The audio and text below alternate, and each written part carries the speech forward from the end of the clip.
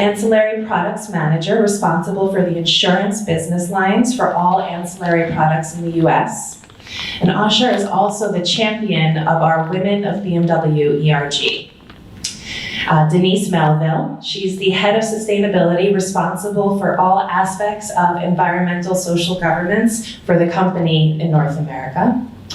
And then Janneidy Velazquez, senior diversity marketing campaign and events specialist, responsible for finding areas of opportunity where the company can effectively provide representation and engagement with underrepresented and diverse audiences. So welcome, ladies. Thank you. Thank you all for joining us today. I'm going to start the first question with Janneidy. Let's talk female economy, because we all know the power of a woman consumer. Why don't more businesses think of women first when making their products and services? And how can companies really support women in the community through representation and engagement? Thank you, Mariella, and thank you everyone for having us today. This is a special opportunity for a few of the women in BMW. And to answer Mariella's question, I think many times women are overlooked in many marketing or represented in business or in other nonprofit organizations. It's because there's been stigmas to the roles that women play. And oftentimes, because there is a lack of representation in media, in print, in various areas of the organization, even as Mariella stated, in the automotive industry where the male figures well outnumber female, we need to see ourselves within the brands that we support, within the institutions that we're a part of.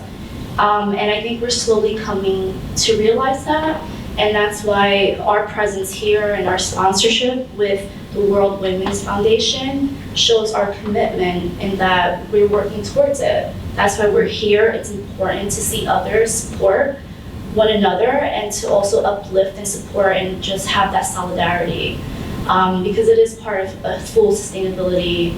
It's an entity, so we have to continue forward with that and just show our commitment. So I think a lot of times is the roles that are dictated to both sexes and how we have to break those barriers, really. Thank you, Janneidy. You mentioned supporting each other. And I think that's one of the things that we look to do internally with our Women's ERG. And Asha, as a champion of the Women's ERG, we know any ERG in a company is only as strong as its leaders and also as the group, as the participants who are basically joining this and giving up their time to participate. What do you see as the priorities right now for the Women of BMW ERG? Okay, so I would say it's a group effort.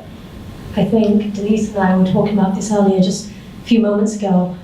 We've stopped having conversations. We've stopped having these dialogues, and it's pivotal to making sure we know where we're going. In order to do the ERG, initially you need to have a purpose. You need to make sure it's diverse, equitable, inclusive. You need to have a core team, a team that's a group of volunteers, dedicated volunteers that are go-getters, the ones that are action-driven, action-oriented. You also need to be able to have roles and responsibilities and make sure that they're going off to the right place, and that you execute. You've got to keep going until you can get that formula right. You've got to have, I'd say, integrity, transparency, initiative, in order to do something like this. It's something that's bigger than yourself. For an ERG, it's both internally and externally. It's there to provide the guidance, support, to be able to give women and those who identify themselves as women a safe space to be able to vent, talk, discuss, move the bar, learn, and have the education that they need. I will add that for International Women's Day, for the Break the Bias theme, we had a week-long panel discussions with female leaders who were, I'm talking CEOs, business owners, mothers, innovators, you name it, women that you could identify with, speaking about how they could go in and how they could keep going in order to get to the top, how to, move their ways up the corporate ladder. So I think that that's really important, is just having those types of discussions. Since then, we've actually been having those every single month. We continue that dialogue, and last week, Denise actually joined us talking about sustainability, talking about how women need to have each other's backs, how we can work to promote ourselves into positions of power by networking, having a dialogue, joining groups, being parts of projects and those types of things. Yep. Thank you. Thank you. And I think discussions really vary depending on where in the world you sit. Countries have different perspectives on diversity. And the next question that I'd like to address is to Rocio, who's a senior leader, and she has much experience working in, not just in the US and joining the team, but also in working in different markets, former CEO of Alphabet in Spain. And I'm really curious, how have you seen the topic of diversity differ depending on where you're based? And how can we encourage an equitable conversation about diversity across different cultures and different local markets? So hello everybody, very sorry for my voice today, but the air conditioning was not my friend this weekend. So sorry for not being better. First of all, I would like, yes, it's a very important way to go in the company, as Asha said, that we execute these plans, and I am one example. So I am from Spain. I am a mother of 2 daughters. I started the group 11 years after a merge, and I was identified as a talent. And then the group works with me, is still working in my development. I think this is very important, that we have this in the corporations, that the companies really invest in women. It's the only way. It's a very long journey. So my example, and I'm very happy to share, is that you need to have a clear path as a woman. You need to know what you want, and that was me. So I started many long time ago thinking, well, I want to be a leader. I want to be a leader, and I was not shy to say that. I want to be a leader. And then this group is really supporting me in this. And this is what means for me also diversity. It's nothing about where I am from, my gender, my age, of if I am a mother or not. It's about talent. So to develop people, diversity. My decision was together with my family. I didn't decide alone for this. Not only for this huge change that I can tell you, it has been, I just went to sleep one night and I had all the control in my life. And the following day, I didn't control anything. So I was here, I didn't know what to do, my team. Of course I know the business, but you need to learn. So it's a question of learning. Diversity is respect, is learning, but it's also important that we as women, we know what we want to do in our lives. And that of course, we need a framework. The family, your friends if it's not a family, but also corporates. And that's really, I'm very proud of our group. BMW is really investing in this diversity. Thank you, Rocio. Denise, diversity, equity, and inclusion is a fundamental tenet of the UN Sustainability Development Goals for 2030. But the foundation for all is built on the health of this planet, and that must also be a priority for all. Now, we are in the automotive industry, so we know what kind of industry this has traditionally been. What defines our industry in the era of sustainability? And how is the BMW Group playing a role here? I have the same problem, whether it's being from Europe with the air conditioning, but please bear with me. And also one thing I want to say is kudos to the panelists beforehand. I feel honoured and privileged to have heard the conversations this morning, so thank you for that. But from a BMW perspective, I would say the way in which we respond to climate change and the way in which we utilise the raw materials and limited resources that we have to our hand today is crucially important. If we don't do that, we will not have a planet to hand to our children and grandchildren in the future. So that for me is the first tenet of BMW's sustainability strategy, to take care of the resources and manage the resources that we have wherever they might be, human or otherwise. That's the first point I would make. Secondarily, from BMW's perspective, we are very much part of the Paris Agreement. We were the first German manufacturer to sign up to the business ambition 1.5 degrees centigrade, and we have a path in our road to zero, net zero, set out with very, very clear milestones for how we will approach that to 2030. And it's not just something we say we're doing, we back that with the UN's science-based targets, and we are measuring that every single year and reporting on it. But one thing I would like to say is that sustainability is not new to BMW. It's not a new thing, and I really want to emphasize that. We brought on board our first environmental officer in 1973. So I'm very proud to say that. It's not the next new thing for us. We have and did put in place sustainability targets in 2012, way before many other automotive manufacturers were talking about that. So that's fundamentally important to us. But I would say, thinking about what we've done in the past too, when we were going through a global and economic crisis in 2008, we designed the i3, the all-electric vehicle. No vehicle has been in the market longer from an electrified perspective than that vehicle, and we're very, very proud to say that.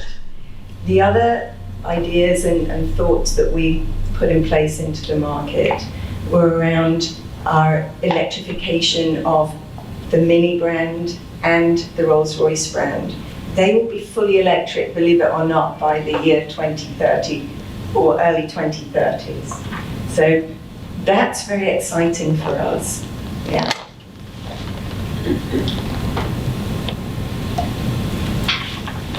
Thank you, Denise. Now we're going to switch gears, I think, to go a little off topic on company questions and more as professional women questions. And there's really two schools of thought when it comes with, growing up as a girl or someone who identifies as a girl and you're looking to be a leader at a company. And I think there's a divide in the conversation. You're told, well, you're a woman, so you can do it all. Or you're told, you're a woman, so you must sacrifice to do it all. Which of the school of thoughts are you guys, or how do you think the conversation fits with those topics? Anybody? I'd say both.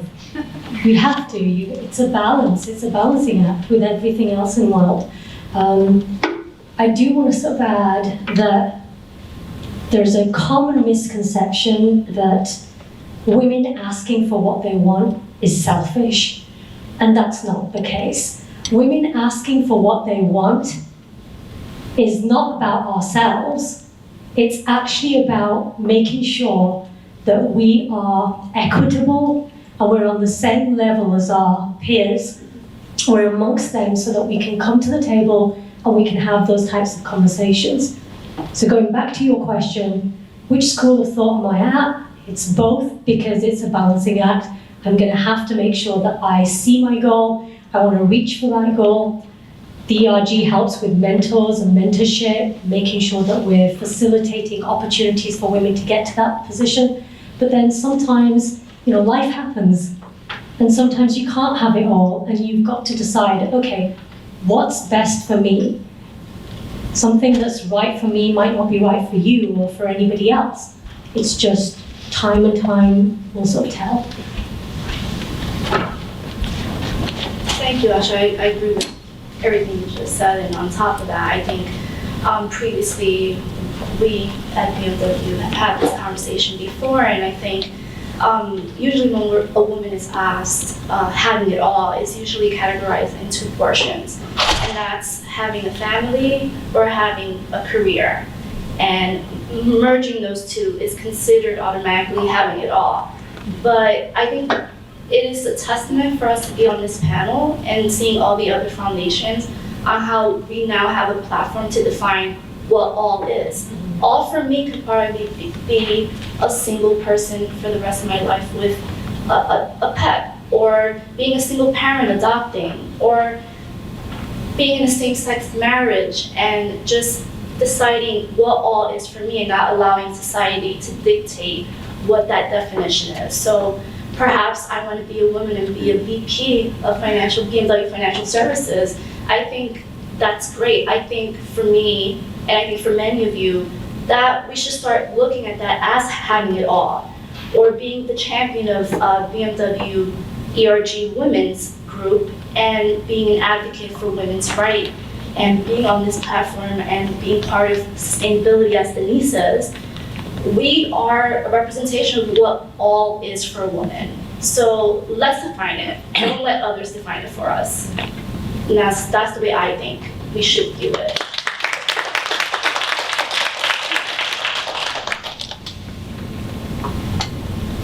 How are we doing on time, by the way? Number one mistake as a panel moderator, I didn't check the time before we started. So, there are 10 minutes more. 10 minutes more, excellent, okay, very good. Okay, another question for you all. If you could write a letter to your 12 or 13-year-old self, maybe nowadays it's more like 10 because women are starting to develop sooner, what would you say in that letter?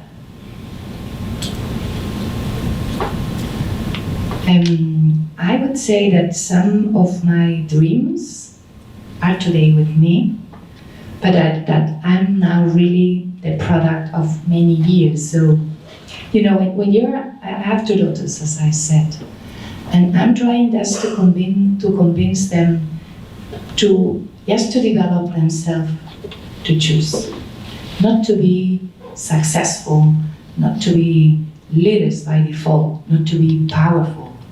No, that they are really able to decide in their lives what they want to be.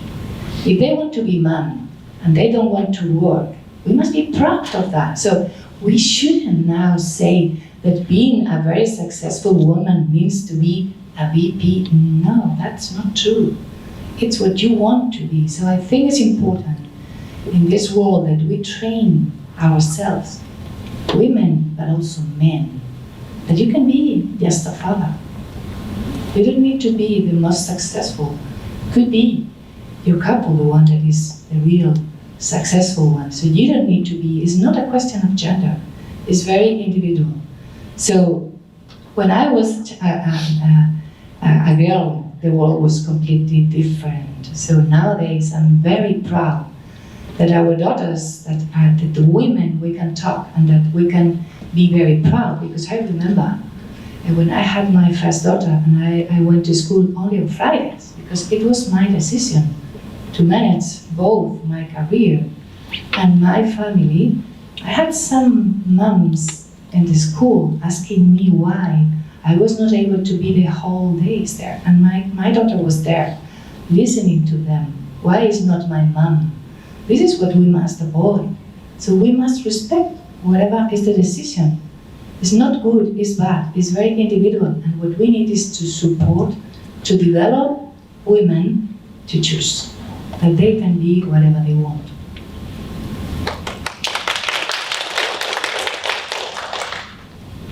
I think I would tell myself to be authentic. Always be authentic. Always believe in what you want to achieve. And never believe that somebody telling you you can't do it means you can't do it, right? That for me is crucial. And the second thing is take help.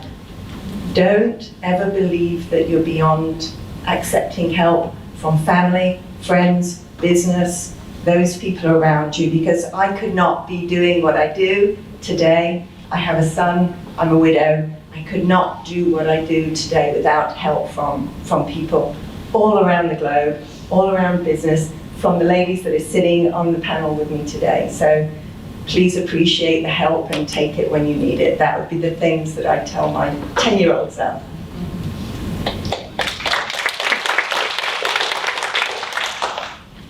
Thank you.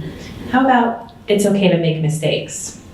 Can you tell me about a time that you made a mistake and how it turned out okay? I have a lot of mistakes. A lot, I can tell you.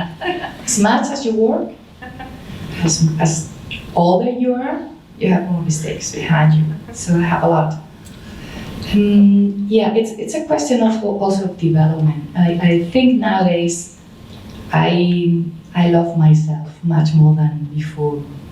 So probably in the past I was just complaining a lot about my mistakes. Now I'm learning that my mistakes are my learnings. Every day that I have a mistake, I make a mistake, I'm really better for the next one. So it's an opportunity to have mistakes. But yeah, sometimes we are superwoman. So we need to demonstrate ourselves and the rest that we are able, that we can manage, that I'm in a man world, used cars, you can imagine, used cars. So it's their problem. I'm not thinking whether I'm thinking about me. I'm thinking about me and also about them, but not why they could be thinking if I'm doing well or not. Now I'm learning, because I'm only 4 months. So with 4 months in the position, you can imagine, I don't know anything. So I need to learn, and I'm doing mistakes. So just say, I'm sorry, I'm learning, and that's all. So in terms of mistakes, there are just clear mistakes that you make, right? When you learn to walk, you're going to stumble, you're going to fall, and that's how you learn. However, there are those mistakes too that are kind of deemed as social faux pas.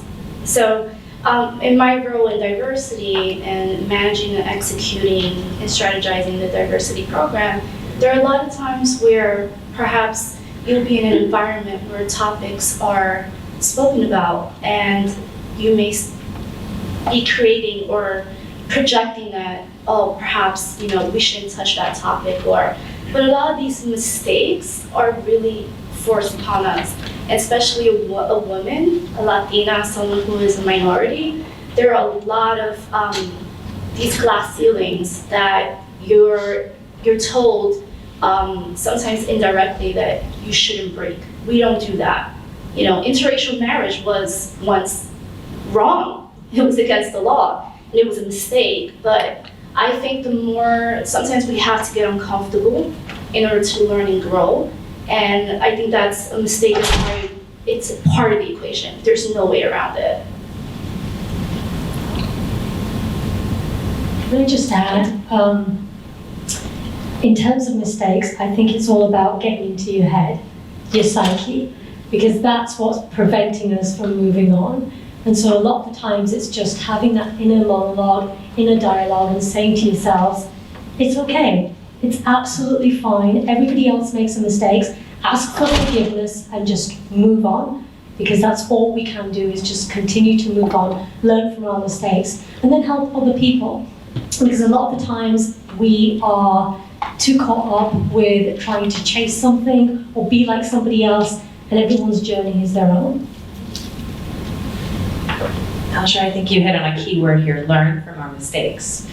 And that it's really important as a company, as a culture, society, we cultivate this spirit of learning. We never stop, no matter how experienced you are, how much you've seen, where you come from, really just to keep challenge yourself to grow. So with that, I'd like to ask you all, what ways are you challenging yourselves to grow? What are some new skills or some missions you have for yourselves, both personally and professionally, that you could share with everybody today?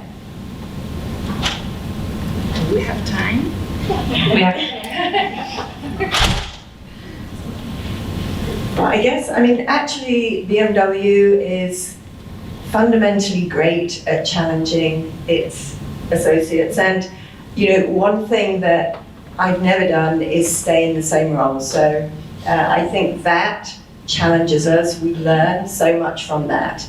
I have built vehicles. I have sold vehicles. I have run BMW's Group University, which educates the 36,000 dealer employees that are out there in the field.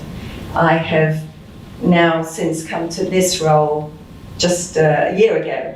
So that is what I would say fundamentally. Never be scared to take on a challenge. Never be afraid to go and ask for the role that will challenge you and will grow you and build you.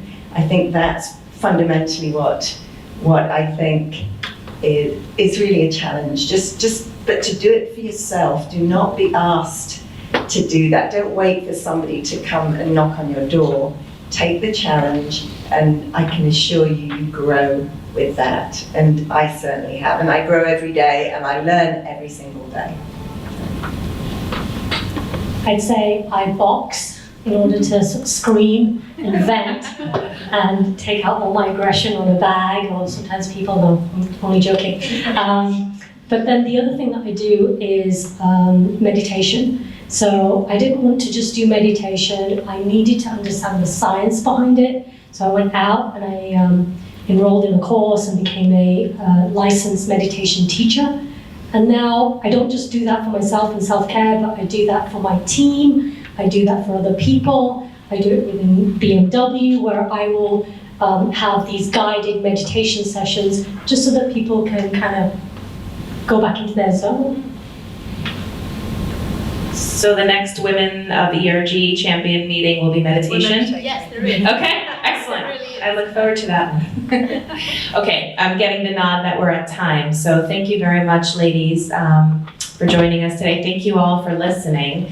I think we're going into another break, correct? So we didn't have time for questions during the panel, but we will be around here during the break. So if anybody in the audience would like to come and speak with us, we will be available. So thank you guys very much. Thank you for having us.